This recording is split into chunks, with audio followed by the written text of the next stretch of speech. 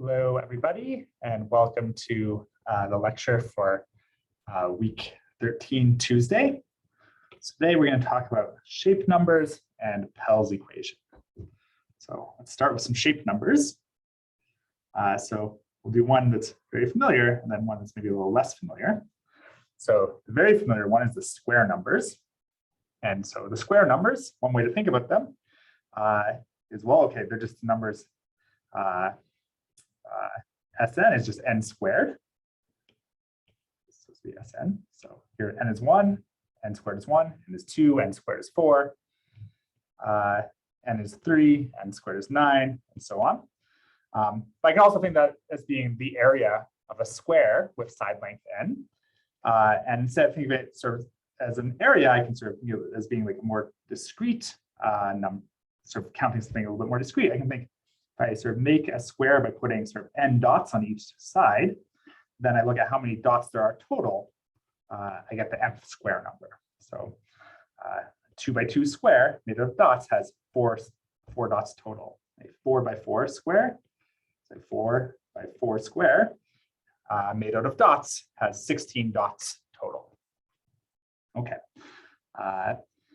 good. So I also now want to think about the triangular numbers, which are what we get when we replace triangles by dots. So if I make a triangle where each side has n dots, so here each side has 1 dot, so I just have a single dot, sort of degenerate triangle.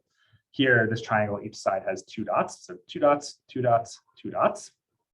Here, this triangle, each side has 3 dots, 1, 2, 3, 1, 2, 3, 1, 2, 3, 1, 2, 3, 4, 1, 2, 3, 4, 1, 2, 3, 4. And so on. So sort of the triangular numbers are going to be given by, you make a triangle with n dots, and then you sort of count how n dots on each side, and you count how many dots there are total in that triangle. So here, if I count dots, 1, then 3, then 6. If you count these, you'll get 10. If you count these, you'll get 15. Good. So these are sort of some just fun sort of natural sequences of numbers to look at. Both of these we can give sort of simple formulas for, sort of in 2 different ways. So of course, I've already said that the square numbers, so the nth square number is just n squared. On the other hand, if I look at the triangular numbers, I can see that sort of to go from sort of one dot on each side to 2 dots on each side, I just sort of add 2 dots on the bottom right. And here, sort of then to go up again, I sort of add 3 dots on the bottom right. And I add 4 dots on the bottom right, and I add 5 dots on the bottom right. So if I think about sort of building these one after the other, then I get sort of a simple formula that the nth triangular number is 1 plus 2 plus 3 all the way up to n. For fun, you can also sort of do the same thing for the nth square number.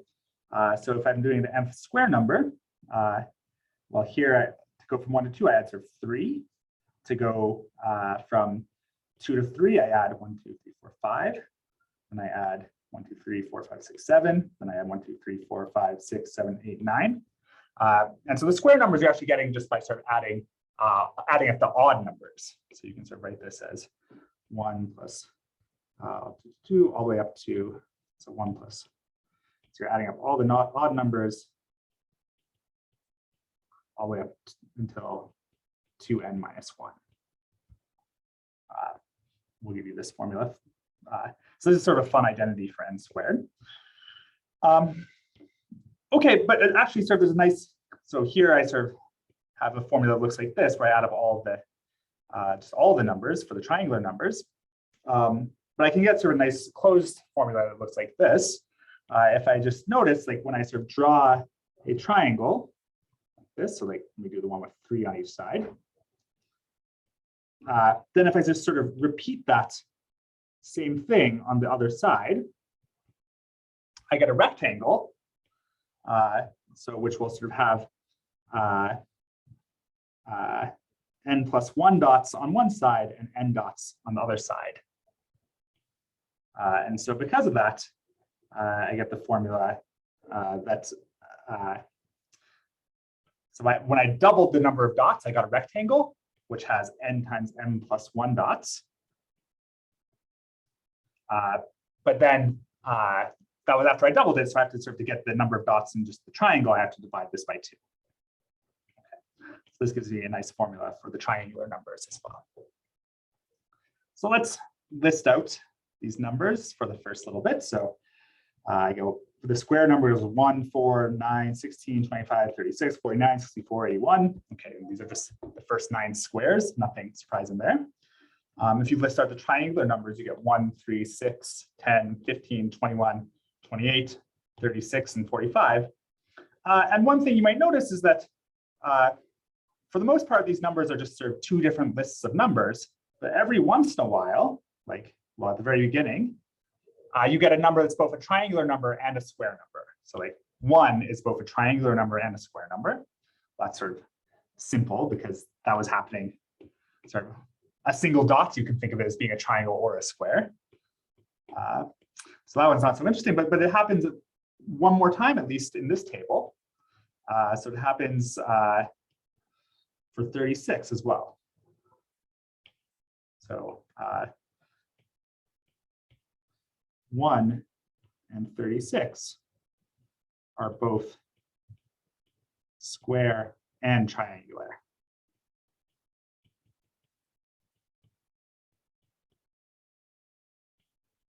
Okay, so, and well, it's a number theory class, so we notice a pattern, and like we like to follow up that pattern and see what's going on. And so this is sort of an interesting thing. Like we have these 2 natural families of numbers, and they overlap a little bit. And we might ask, like, what's special about 36? And more generally, like, sort of, can we tell exactly which numbers are square numbers and triangular numbers? Okay, and so this is the question we're going to ask. Which integers n are both square and triangular? Or we'll just call that sort of square triangular. Okay, so, well, we have these formulas for the square numbers and triangular numbers.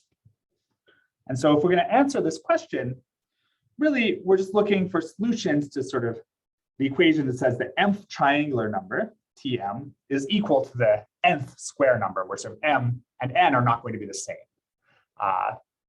So we're trying to find solutions to this. Okay, and so if we plug in the formulas we had before, then we're looking for solutions to the equation m times n plus 1 over 2 is equal to n squared.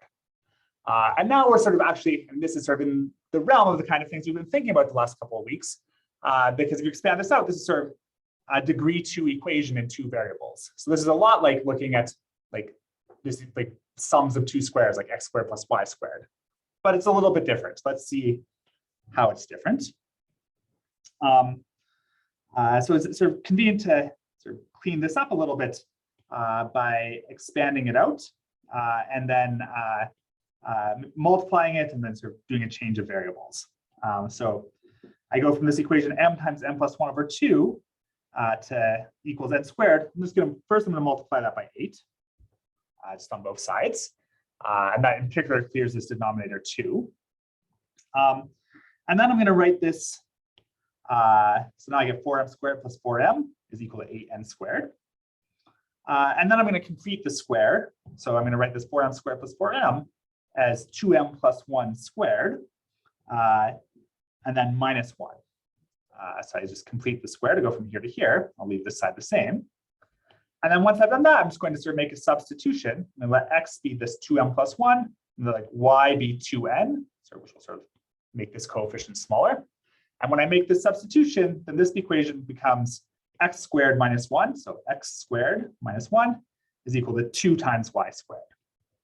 And then I'm going to go ahead and write that as x squared minus 2y squared is equal to 1. Okay, so this sort of, again, so this is sort of, after we make these reductions, this really looks similar to the kind of things we were thinking about with like sums of squares. I mean, there we were thinking about adding 2 squares, or sort of maybe even adding, if you looked at some of the other further exercises, you maybe looked at sort of adding a square plus a multiple of another square. And here, we're looking at sort of subtracting sort of a multiple of 1 square from another square. And we're asking sort of when we can get that and sort of make it equal to 1. Okay, and so, well, if we start with sort of a m and n, such that the nth triangular number is equal to the nth square number, then just by this sort of substitution, we find an x and y such that x squared minus 2y squared is equal to 1. So sort of we go from sort of this equation to this equation, solutions of this equation to solutions of this equation. If you make our change of variables, like, well, we know that T1 is equal to S1. So this 1 is equal to 1. The first triangular number is 1 and the first square number is 1. So that's our solution to Mn to Tm is equal to Sn. And then, well, x is 2m plus 1, so x is 3, and y is 2n, so y is 2. And indeed, 3 squared minus 2 times 2 squared is equal to 1. Good, so we go from sort of solutions, the triangular number of the square triangular problem to sort of solutions of this guy. Similarly, so let's look at this other example we had. We knew that 36 was a square triangular number. And in particular, it was sort of triangular. So this is our m. So it's triangular when m is equal to 8 and square when n is equal to 6. And so we get a solution down here that the 8th triangular number, T8, which is 36, is equal to the 6th square number, 36. So this Mn 86 is a solution of this equation. And then if we make this change of variables, we get an xy, which are 17 and 12, which solidify x squared minus 2y squared is equal to 1. So 17 squared minus 2 times 12 squared is equal to 1. I mean, yeah, and really, if you expand this out, you get 289 minus 288 is equal to 1. So this really works. Okay.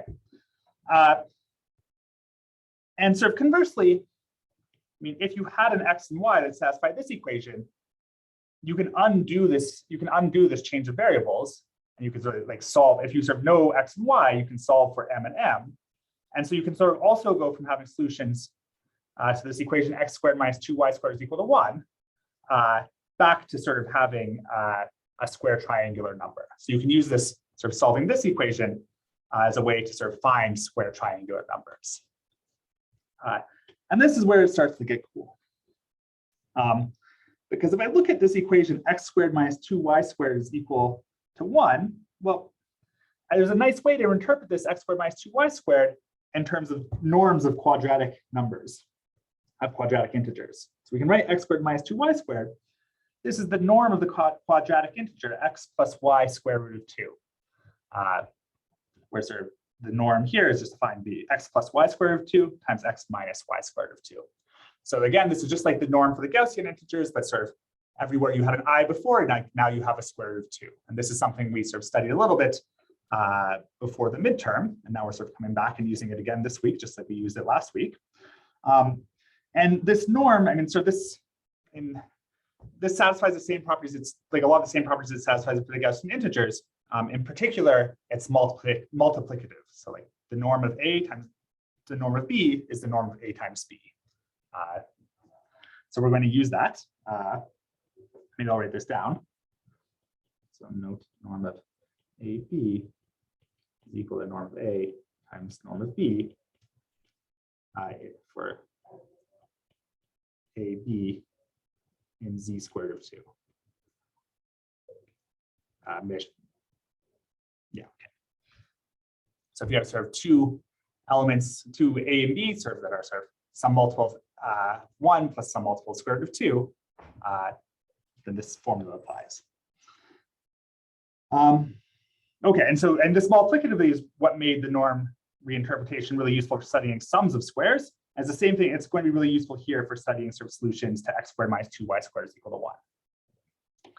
Okay, so so if we look at sort of this solution we had before, this 3 squared minus 2 times 2 squared is equal to 1. So this solution 3 to x squared minus 2y squared is equal to 1. So x is 3 and y is 2.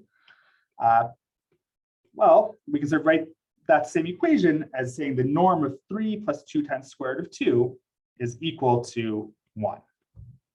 But then if we use this multiplicativity, we get this sort of, if we raise this number to a power, so we raise this sort of element of z square root of 2, So this is a ring, so we can multiply things in here, and in particular, we can like square things and cube things. So we can raise this this number to this quadratic number to the kth power for some integer k. And if we take the norm of that, well, because the norm is multiplicative, that's just sort of taking the norm of the thing we started with and raising that to the kth power. But the norm we started with is 1. So that's 1 to the kth power, so that's just 1 again.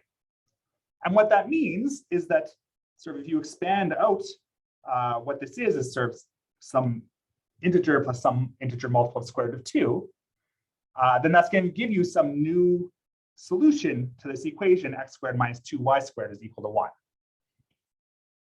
So let's do that for a few of these. So if I just sort of compute in z squared root of 2, I can expand out 3 plus 2 square root of 2 to the k. So if I take it to the first power, well, I just get that thing. If I square it, I can work it out. I get sort of 3 times 3 plus 2 times, so it's 2 square root of 2 times 2 square root of 2. So that's 8. So that's 2 times 2 plus square root of 2 squares. That's, or yeah, 2 times, okay. You square 2 times square root of 2, you get 8. So sort of that gives me sort of this first part 17, and then I sort of multiply cross terms to get this 12 square root of 2. But this works just sort of just like it did when we were studying quadratic integers before, and just like sort of things did with Gaussian integers. You sort of just sort of multiply out all the terms, and you get something like this. And so here we get 17 plus 12 square root of 2. And I sort of do it, so I multiply this by this, and I get the third power, which is 99 plus 70 square root of 2. So sort of computing this is really easy. And so that sort of the sort of integer part, and then sort of the part multiple of square root of 2, this gives me an x and y. So this 3, 2 becomes this 3, 2, this 17, 12 becomes this 17, 12, this 99 and 70 becomes this 99 and 70. And that gives me an x and y, which because this norm is equal to 1, satisfies the equation x squared minus 2y squared is equal to 1. Okay, and then I can sort of make I can solve for m and n sort of using this substitution. So if I sort of reverse that and solve for m and n, well, in this first case, 3, 2, we already saw corresponds, so x, y, 3, 2 corresponds to m, n, which is 1 and 1. So that's the first triangular number is equal to the first square number. So the first of those is 1. The first of both is 1. And then so the second equation we got, this 17, 12, well, this corresponds to this other solution we already saw, that's the 8th triangular number is equal to the 6th square number, which is just 36. But then this last one is something we didn't see before, we haven't seen yet. This is sort of something new that you sort of really have to get quite far to get to, because so this x, y, 99 and 70, if you solve for m and n, you just get 49 and 35. So the 49th triangular number is equal to the 35th square number. And let's be honest with ourselves, we probably weren't going to write out our tables that far. So we wouldn't have noticed this one. So without sort of doing some dedicated work, just by writing things out. But now we just sort of produced it sort of almost by magic. And we see that sort of, okay, so the 49th triangular number is the 35th square number. And so you can compute either of those. You can compute 1225 as either, so you can compute 1225 just as that's 35 squared, or it's 49 times 50 over 2.